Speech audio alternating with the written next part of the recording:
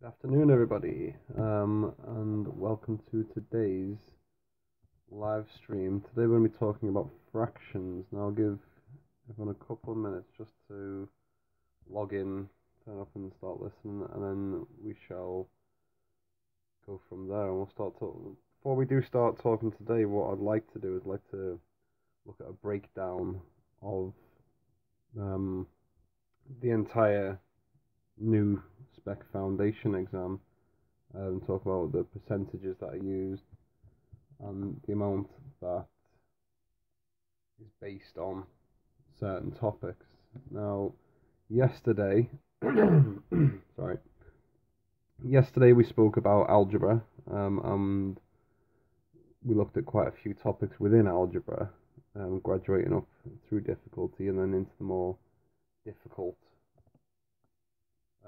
kind of stuff. Now, what I'd like to do today is talk through the number section. Now, the number section is worth 25% of your exam.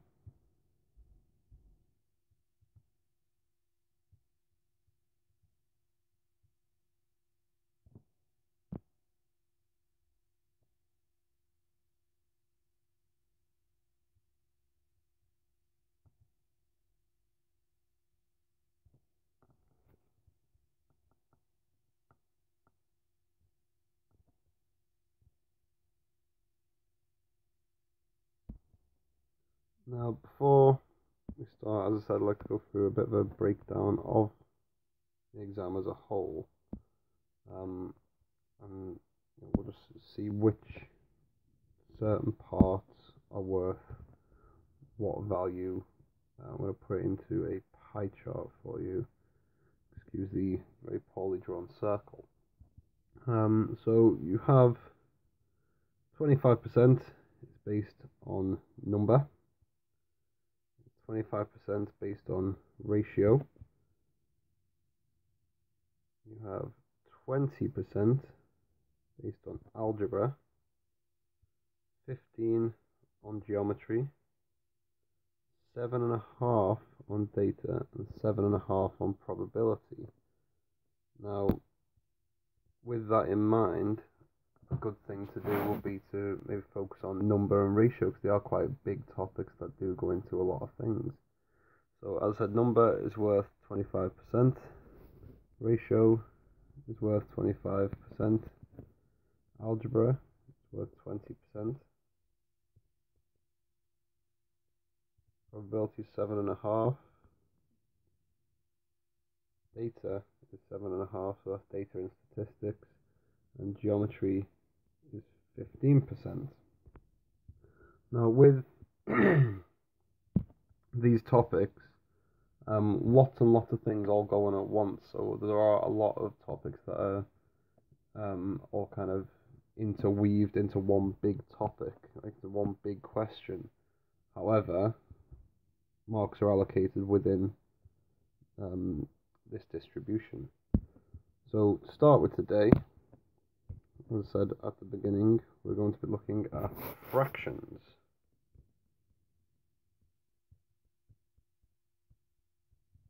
Now, the first fractions topic that I'd like to go through would be,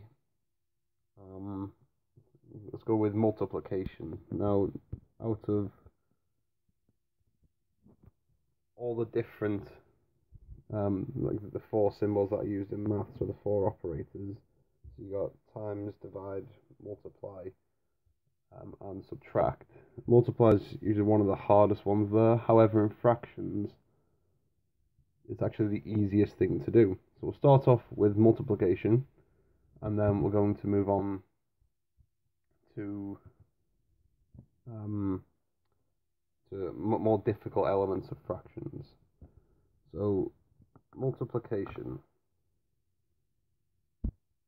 Now, if I was to have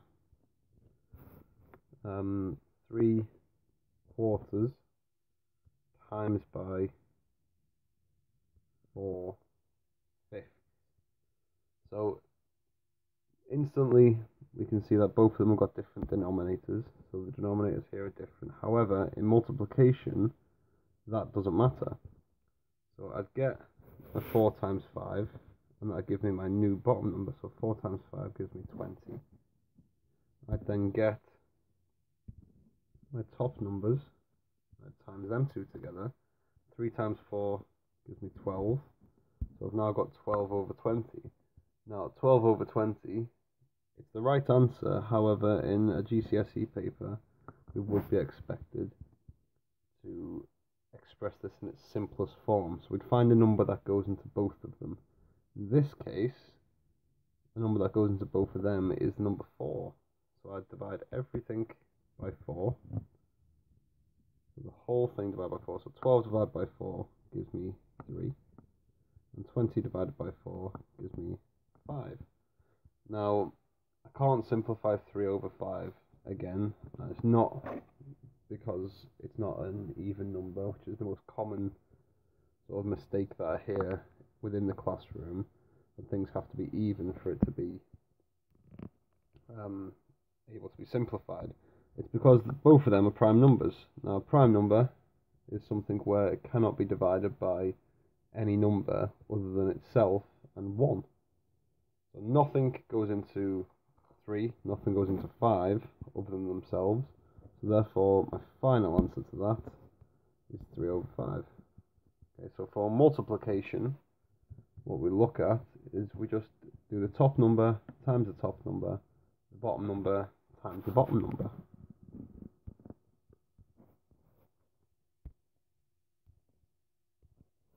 So again, let's have another practice here. So I've got 1 over 2 times by 3 over 5. Again, apply the exact same rules as last time. So I'd get my top number times by my top number, my bottom number times by my bottom number. So 1 times 3 gives me 3. 2 times 5 gives me 10. Now, again, I'd love to see if I can simplify. In this case, I can't simplify, because just like before, 3 is a prime number. And with 3 being a prime number, that means that we can't simplify it anymore. So 3, that has to stay as it is.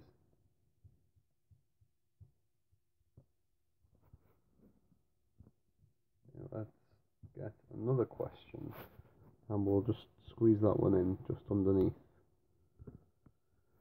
So we got 7 over 8 times by 3 over 4. So again, I apply the same rules. Top number times by my top number. So my two numerators are being times together. And my two bottom numbers, my two denominators, they're being times together. So 7 times 3 gives me 21. And 8 times 4 gives me 32. Now, I'd have a look here and see whether any numbers will go into them. Now, the easiest way to do it is to ask yourself, do the numbers 2, 3, 5, or 7 go into both of them numbers? If they do go into both of them numbers, then it can be simplified. If it doesn't go into both of them numbers, then it can't be simplified. Now, in this case, the number 2, 3, 5, or 7 doesn't go in to both of these numbers at the same time. So that is my final answer. So my final answer is 21 over 32. Now, just on the back of what we've just been talking about, so ask yourself, the 2, 3, 5, or 7, do they go into it?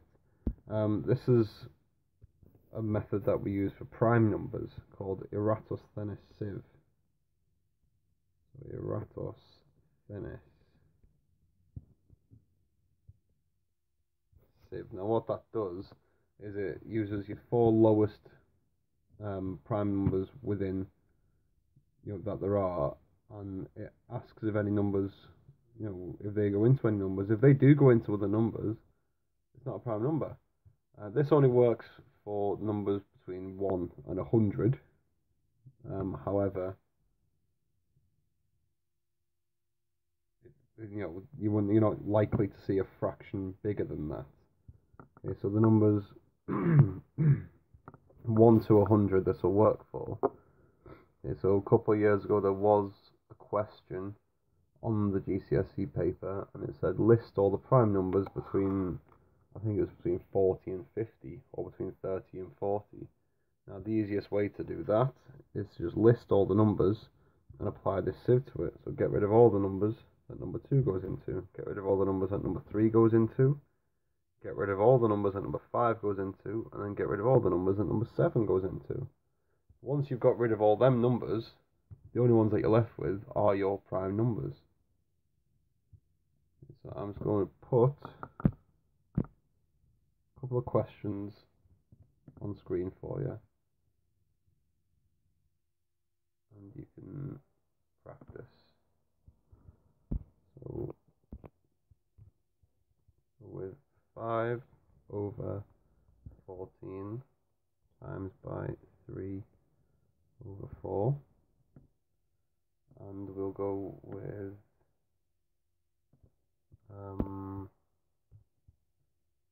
4 over 5 times by 9 over 10. So I'll give you a minute to attempt answering them. As we did yesterday, if you do have any comments or questions, please just add it into the chat section on YouTube and I'll be happy to answer them. Otherwise, we'll just run through all the fraction stuff that I've got planned for today. So if you do have any questions, pop it in the chat box. You can also tweet us. It's at WLC_mathsing, so ENG as in English. And I'm currently on Twitter at the same time, so I can answer all your questions too.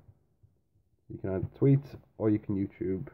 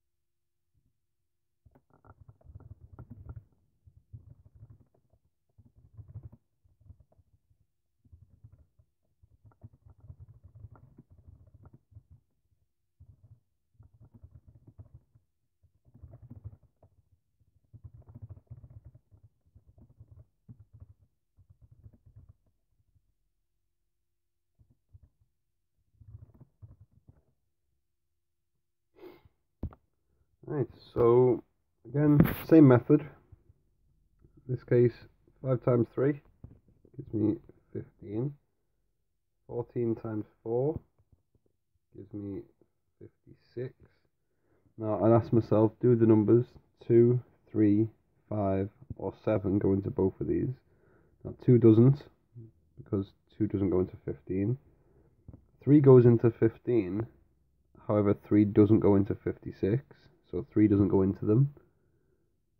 5 goes into 15, 5 doesn't go into 56, so we can't use that one, and 7 doesn't go into 15, so we can't use that one. So this one here, 15 over 56, is the finished article. That is the finished part of that question.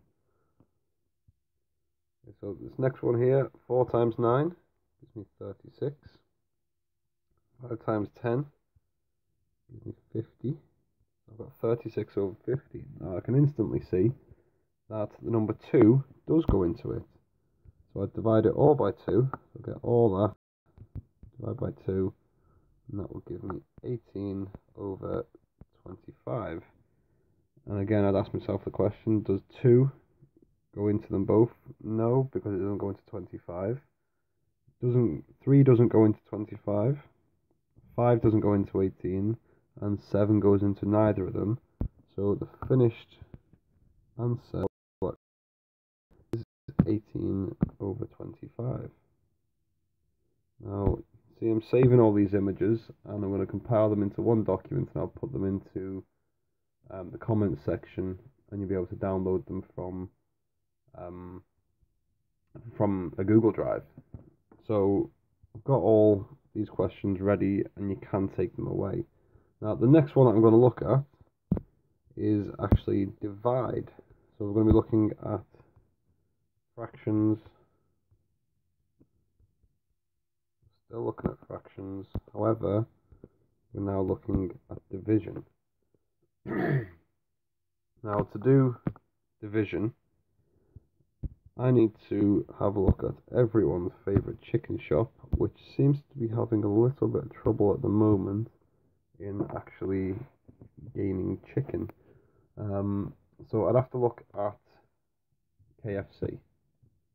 So when dividing my fractions, I need to look at a principle called KFC. Now that stands for keep, flip, change. So I have to keep, flip, change.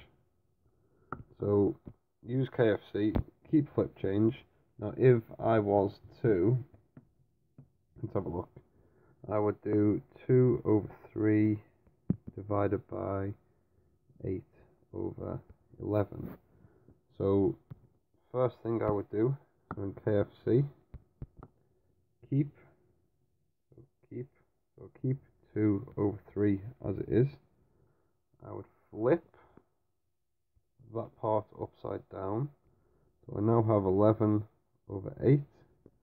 And I would change the symbol to a times. Now I've just got myself a straightforward multiplication. So I'd get the rules that we discussed previous. 2 times 11 gives me 22. 3 times 8 gives me 24. And if I can, which I can in this case, I would simplify. So that would become 11 over 12. Okay, so I've divided both of them by 2, and I've now got 11 over 12.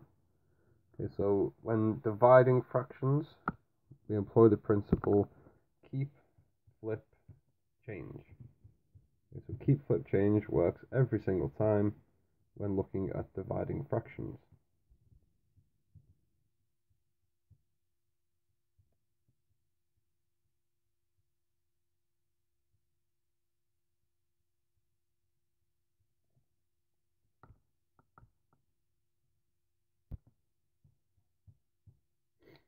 Now again, let's do one more example, and then I'll put some on the board so that you can have a look at yourselves. So this one, we're going to go with 1 over 4 divided by 6 over 7. So still use the same principle, KFC, every single time we're looking at dividing a fraction. So I'd keep that as 1 over 4. I would flip that, that's now 7 over 6. And I would change that to multiplication. So now, again, it's a basic multiplication again. So 1 times 7 gives me 7. 4 times 6 gives me 24. Now, in this case, I can't simplify. Okay, so 2 doesn't go into 7, 3 doesn't go into 7, 5 doesn't go into 7, 7 does go into 7, however, it doesn't go into 24, so my final answer here is 7 over 24.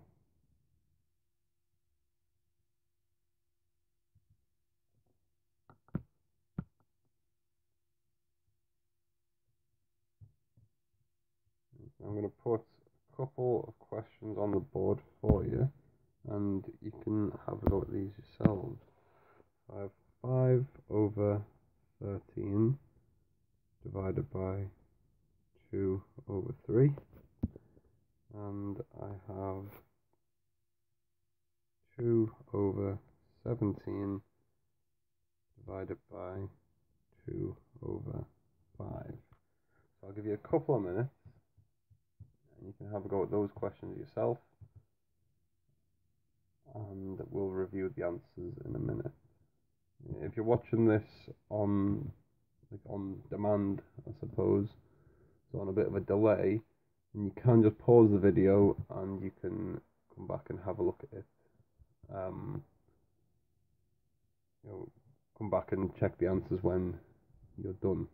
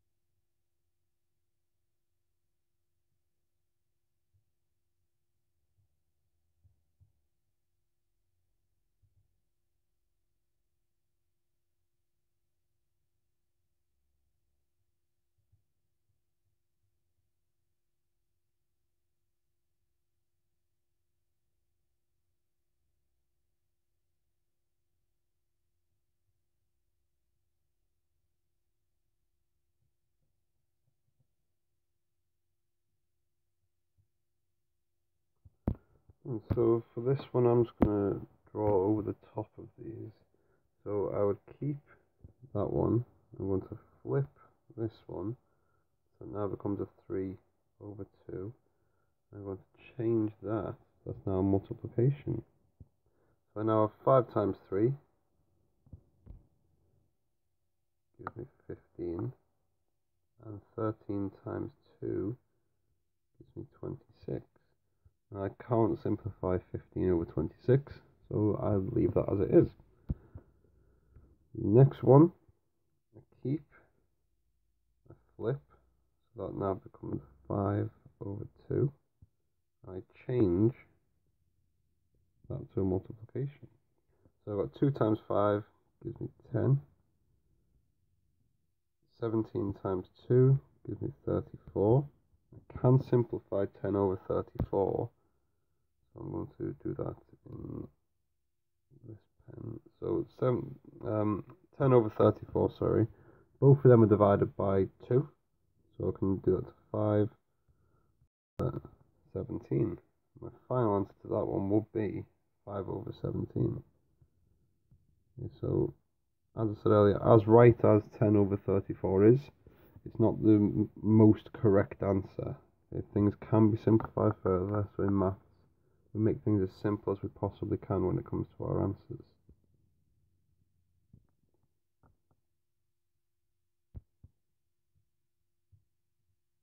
Okay, so now we're going to move on to addition of fractions. Now, addition of fractions is the most difficult part of looking at fractions. So we're looking at fractions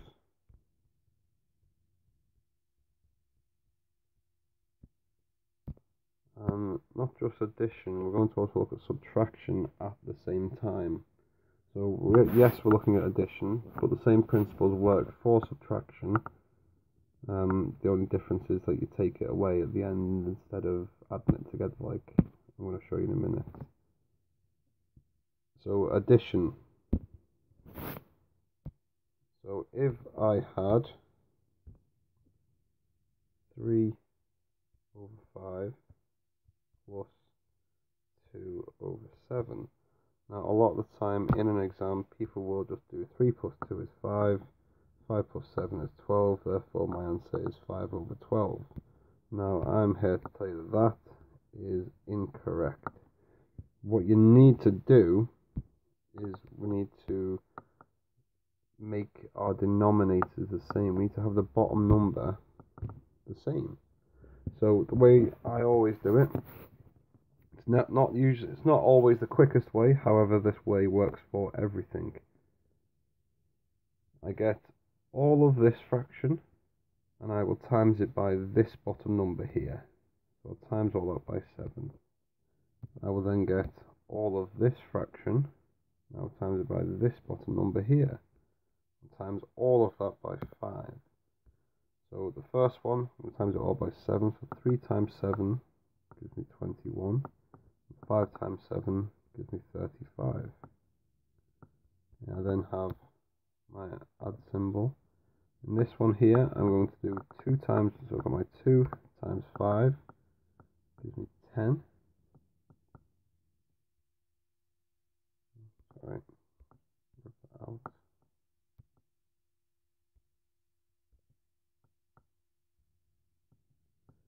And 7 times 5 gives me 35. Now that I have the same bottom number, all I need to do is just add the top numbers. So 21 plus 10 gives me 31, and I keep the bottom numbers the same. So this one is 31 over 35.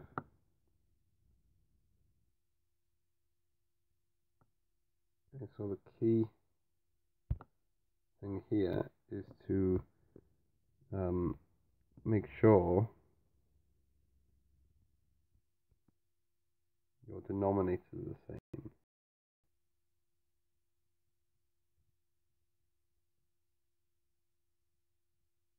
Okay, so the note that I've just put on the board, make the denominators the same.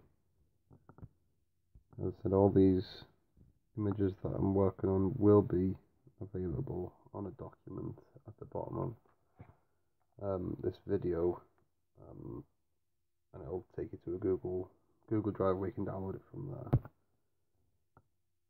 So, same principle, we're just now going to use different fractions. So in this case, 5 over 6 plus 1 over 2. Now this is where I was saying earlier, it's not always the quickest way, however, it's the easiest way. The quickest way for this would be to find what's called the lowest common multiple. Now, the lowest common multiple of 6 and 2 is 6, but sometimes we can't see that. When we can't see it, we need to make it available. Make it so that it's very easy to find.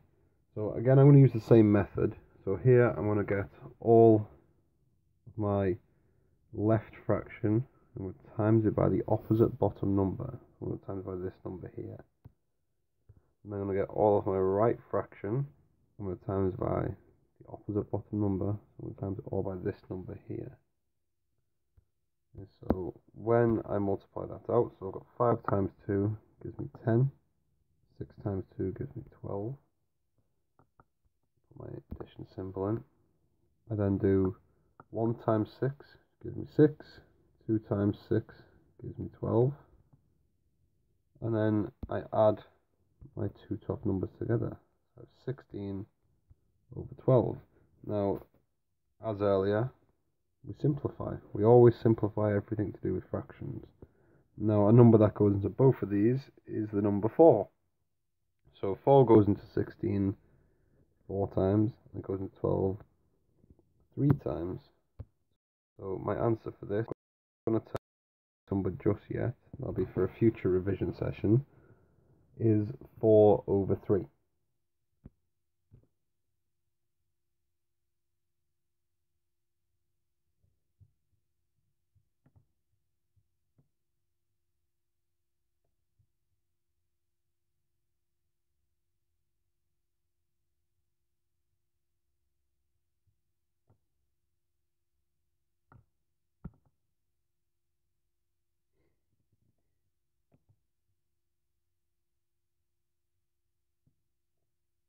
So I have 4 over 3. Now, the exact same principle applies when it comes to subtracting fractions. However, at the end, instead of adding the top two numbers together, I just take one from the other. So I'm going to put two questions on the screen for you, and you can attempt them. As I said, if you're watching this on demand, you can just pause this section and skip ahead to when we put the answer in. So 3 over 4 minus, no, we'll go plus 2 over 5, and then we're going to do 3 over 4 minus 2 over 9. So as I said earlier, you got the same principle, it's just a subtraction at the end instead of an addition.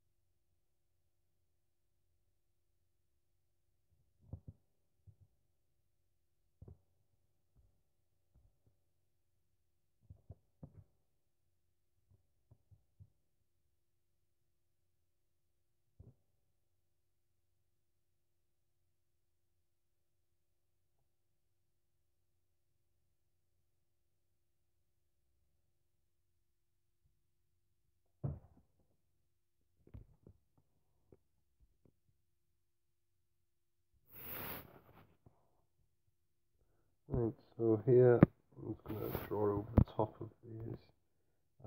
So I would get all of this times it by 5. So I would get all of this and times it by 4. So 3 times 5 gives me 15. 4 times 5 gives me 20. 2 times 4 gives me 8. 5 times 4 gives me 20. And I would add them together. So 15 plus 8 gives me 23. And I always keep my denominator the same. So in this case, before simplifying into a mixed number, my answer would be 23 over 20. Now this bottom one works the same. However,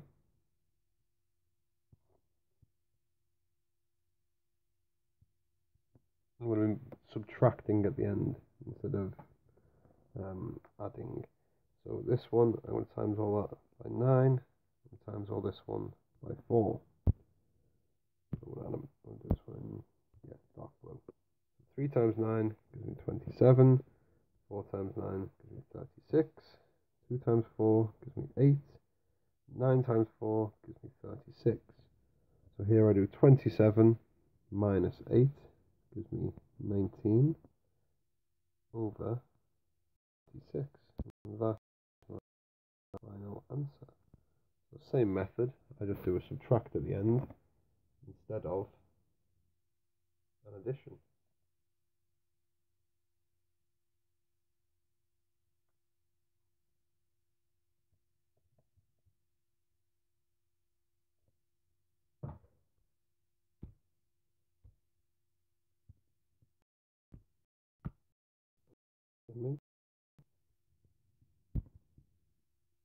Again, we'll clear it. So we've looked at the 4 operators and how they work within fractions. So what I'd like to look at now is how to see equivalence between fractions, decimals and percentages. Now there are some of these that we'll just know kind of off the top of our head. So we know that a half is the same as 0.5, and that's the same as 50%. But what I'd like to talk about are A, the most common ones, and B, how to find these. So how to find them all if you're unsure. Some of them you may know off the top of your head, such as this one with a half. So the one with a half is kind of your standard one that most people do know, or can at least make an educated guess at. What I'd like to move on to is how to find these. So to find these, we use what's called a fractions, decimals, and percentages triangle. Now, I always say to go in one direction, just because it makes it easier to remember. So to go from a fraction to a decimal, I get my top number, my numerator, and I divide it by my bottom number, my denominator. Yeah, I'll do a worked example as we're working around as well. So if I had two, apologies,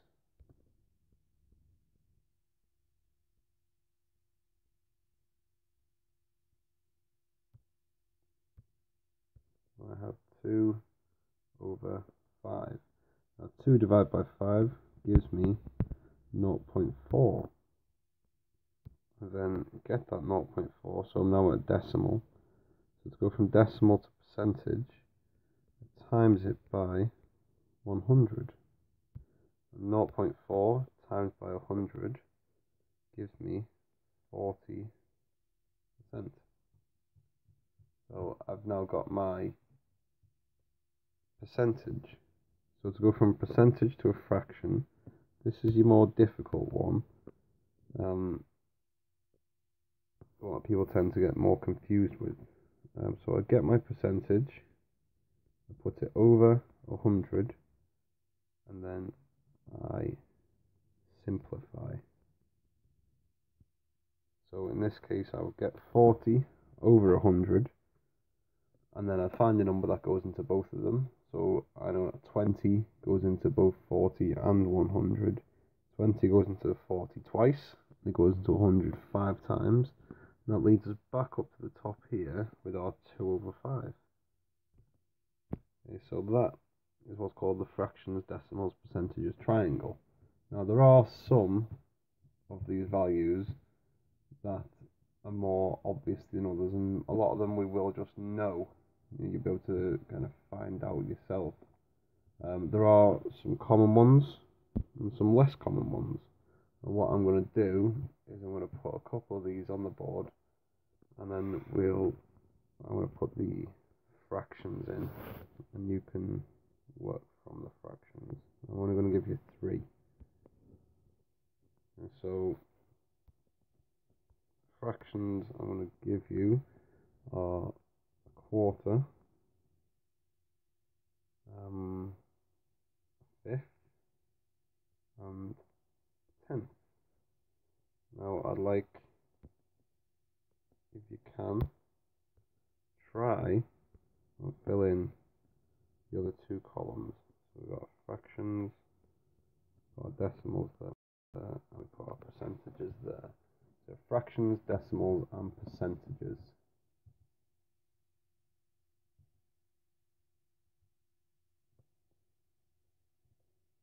And I'll give you just a couple of minutes, and then we'll fill these in together.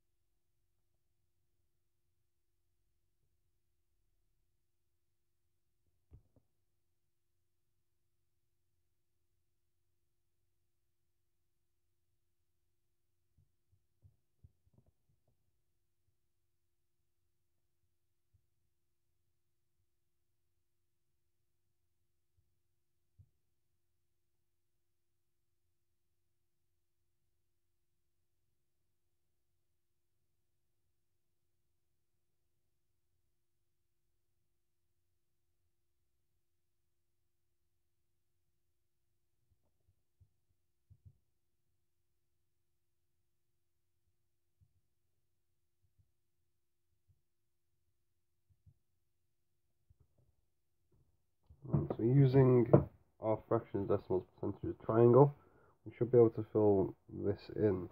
So if I was to do 1 divided by 4, I would get 0.25. If I was to then times it by 100, I get 25%. Again, same method for the second one. If I get 1 divided by 5, I get 0.2. And if I was to times that by 100, I get 20%. Same method for the third one. I get 1 divided by 10. So this slash, or like the over symbol within fractions, means divide by. So if I do 1 divided by 10, I get 0.1. And if I then times that by 100, I get 10%. Now, I'll give you these three here, along with the half that we discussed earlier, because they're the most common ones that you're going to see within a paper, and the ones that you're expected to know. Now, if I know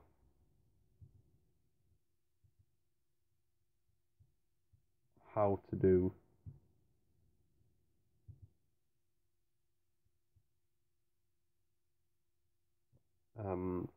if I can find 1/5, I can therefore find 2/5. Okay, so I just times it by 2.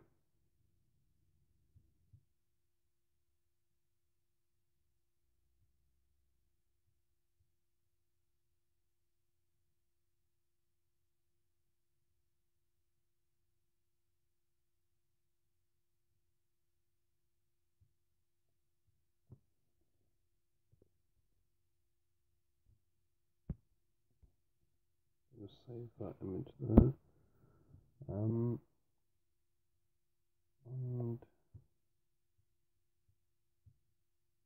what we shall now look at is still on the topic of fractions.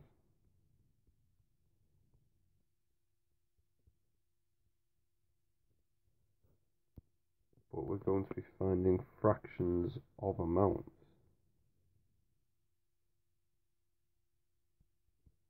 Yeah, and these will work, again, the way I'm going to show you is that this will work every single time.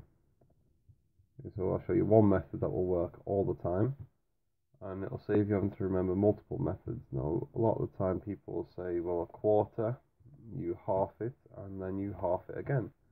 That works. However, people do get confused with a third, because they'll think a third, that's smaller than a half, so I've got to half it and half it again. That doesn't work. So what we need to do is find one method that works all the time. Now, for fractions, the method that works all the time is you divide by your bottom number times by the top. Now, by that I mean, if you wanted to find 3/4 of 36, I would get my 36, I would divide it by the bottom number, so 36 divided by 4, which gives me 9. I would then times that answer by the top number. Okay, so I would times that by the top, and then that would tell me what 3/4 of 36 was.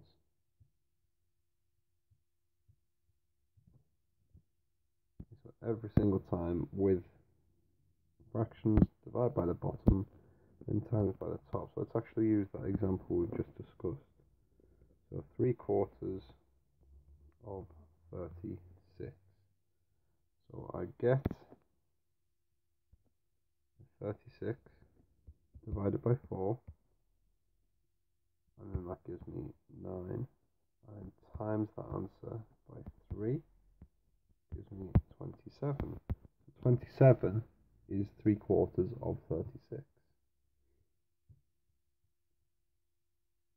And so always the same method, and it will always work. The only time that this may change is it may be on a calculator paper, it may be on a non-calculator paper. Therefore, on a non-calculator paper, we do need to know how to be able to divide without a calculator at hand.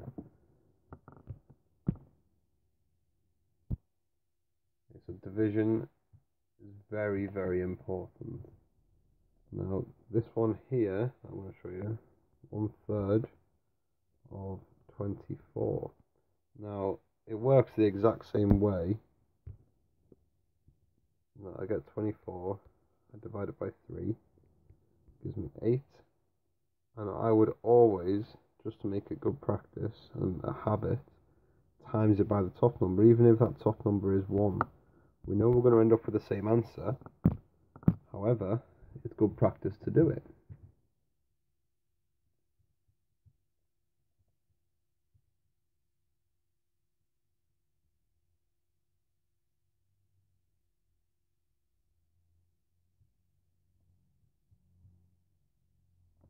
Now, what I'm going to do here is put a couple of questions on the board, and you can have a go at solving them yourself. So, I'll give you one.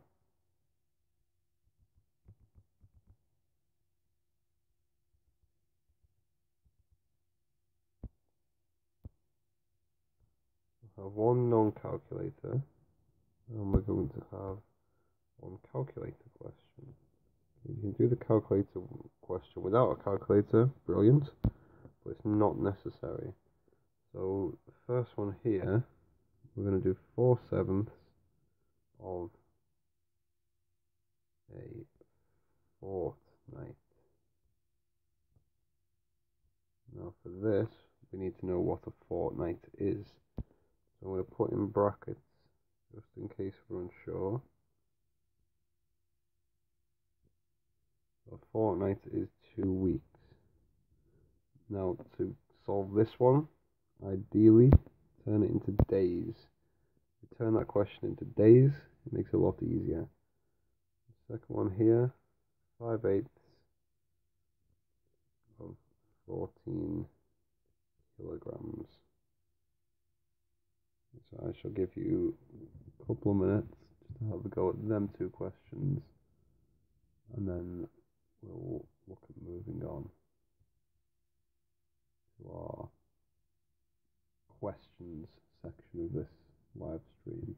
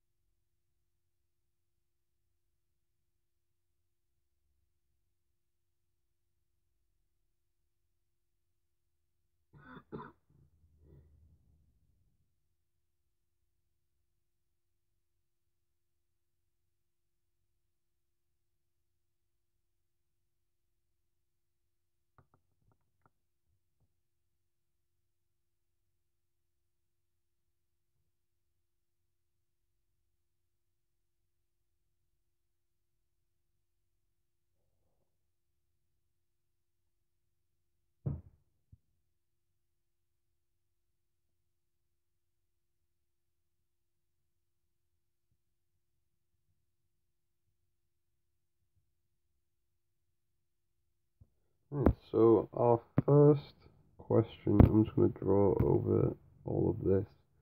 So I get my fortnight, which is 2 weeks. So what I would do is turn that into days, because it makes it a lot easier. So I'm going to get 14 days in 2 weeks. I would then divide that by 7 and multiply my answer by 4. So 14 divided by 7 gives me 2, and 2 times 4 gives me 8.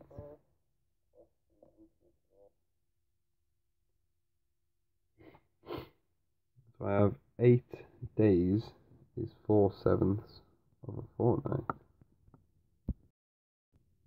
This one here, I'm going to do the exact same method.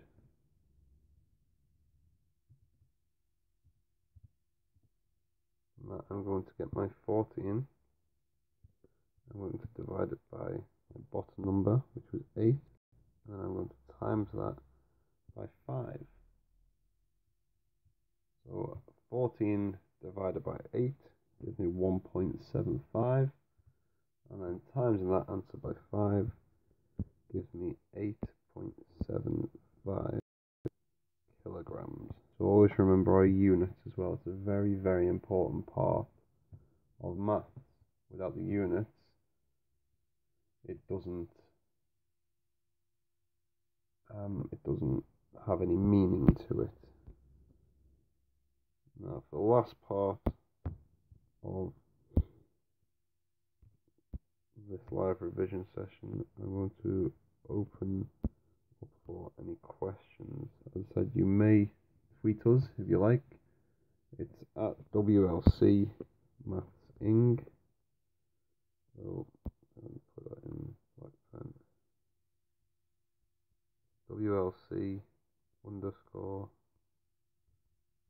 Maths Ing. So that's the Maths and English department from Wigan and Leigh College. And if you do have any questions, you can either drop them in the comments box or you can tweet us.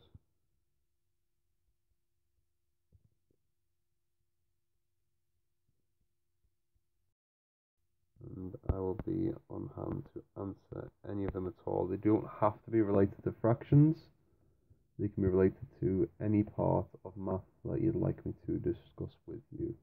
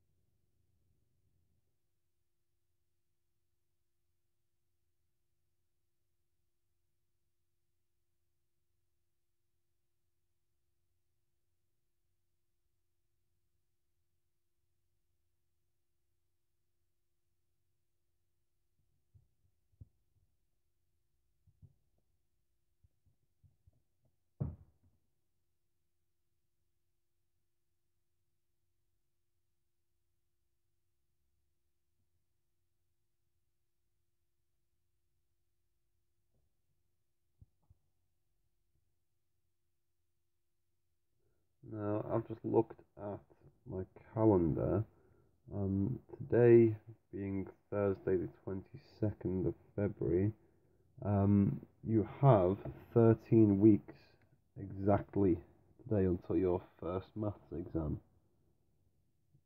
So 13 weeks from now taking off the half term, that's 2 weeks for Easter.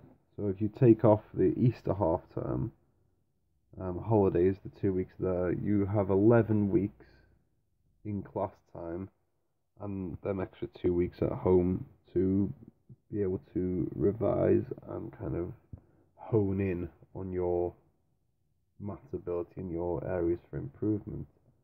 Now, with that in mind, what we should be doing is coming up with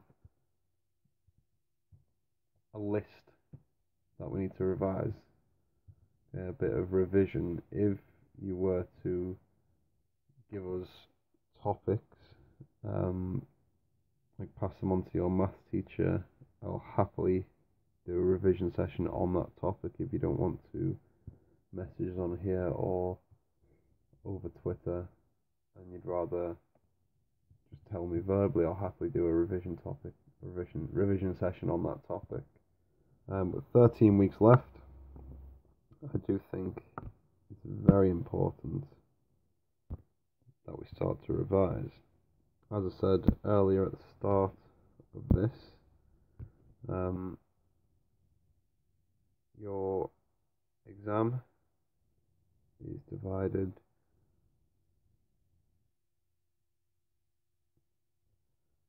like this. So you have number and ratio, 25% each. You have algebra, 20. You have geometry, 15. Probability and data are 7.5 each. Number, 25%. Ratio, 25%. Algebra, 20%. Data, 5%. Probability, 7.5%. And geometry is 15%. That's how your GCSE, is weighted.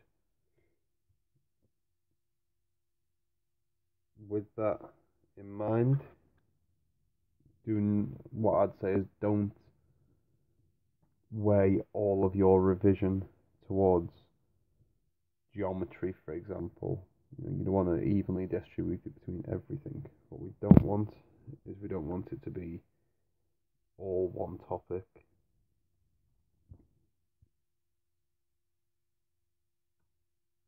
And we'll be missing out on all them number marks or on all of them ratio marks. So have a think about your revision and how you're going to set it up. If you would like any more information, you can email us, you can tweet us, you can speak to your tutor, and I'll give you any information that you need, along with any revision resources that you feel that you require. Other than that, I would just like to say thank you for watching.